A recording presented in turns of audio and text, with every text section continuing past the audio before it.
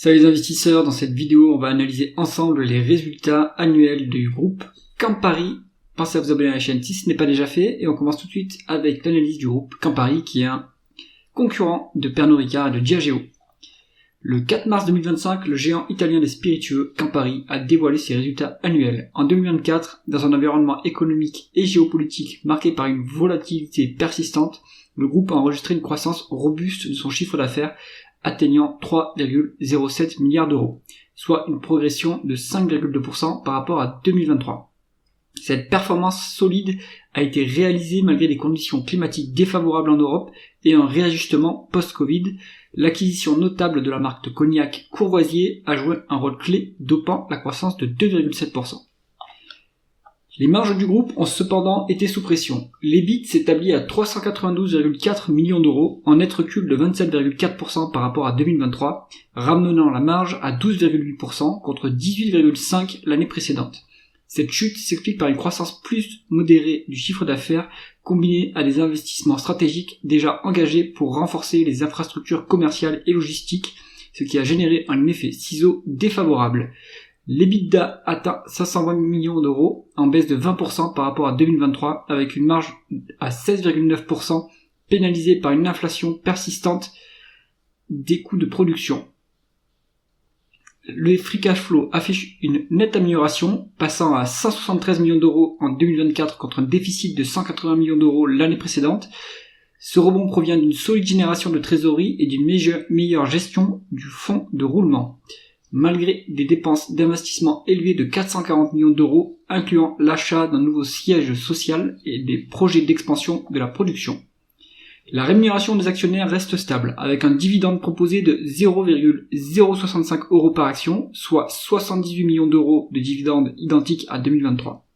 Cette proposition, soumise à l'Assemblée Générale du 16 avril 2025, s'aligne sur les free cash flow de 173 millions d'euros, démontrant une gestion prudente. Ce n'est pas le cas de Pernod Ricard et de Diageo qui, par exemple, proposent de verser un dividende à crédit cette année. Pour 2025, Campari prévoit une année de transition avec une croissance organique modérée du chiffre d'affaires en légère hausse au second semestre après un premier trimestre en recul dû au calendrier de Pâques. Le groupe reste optimiste sur sa capacité à surpasser son concurrent et à gagner des parts de marché à moyen terme, grâce à des marques phares comme Aperol, Campari et Espolòn, portées par la montée des apéritifs et de la tequila.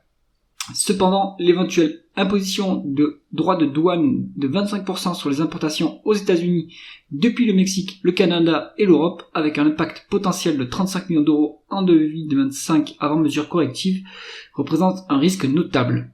Campari affiche un ratio dette nette sur EBITDA de 4,6 fois, basé sur les EBITDA non ajustés de 520 millions d'euros et une dette nette de 2,377 milliards d'euros, contre 2,85 fois en 2023, dette nette de 1,853 milliards d'euros et un EBITDA de 650,4 millions d'euros.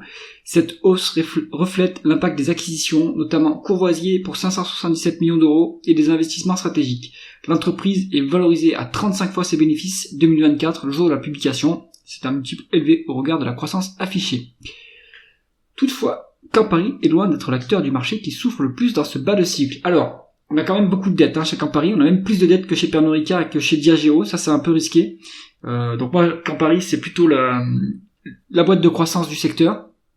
C'est un plus petit acteur mais qui est vraiment en forte croissance grâce à Aperol et au Spritz. C'est pour ça que les multiples sont plus élevés. Mais je pense que moi, il est trop risqué. Après, je suis cette entreprise dans le cadre du suivi de Pernod Ricard, mais je pense que c'est pas non plus hyper qualitatif. Et cette publication montre que la croissance ralentit également pour cet acteur qui est habitué à une croissance beaucoup plus forte que cela. Donc, on n'est toujours pas sorti du bas de cycle en réalité sur les spiritueux. J'espère que cette analyse vous a intéressé. Si c'est le cas, mettez un pouce vers le haut et pensez à vous abonner à la chaîne. À bientôt.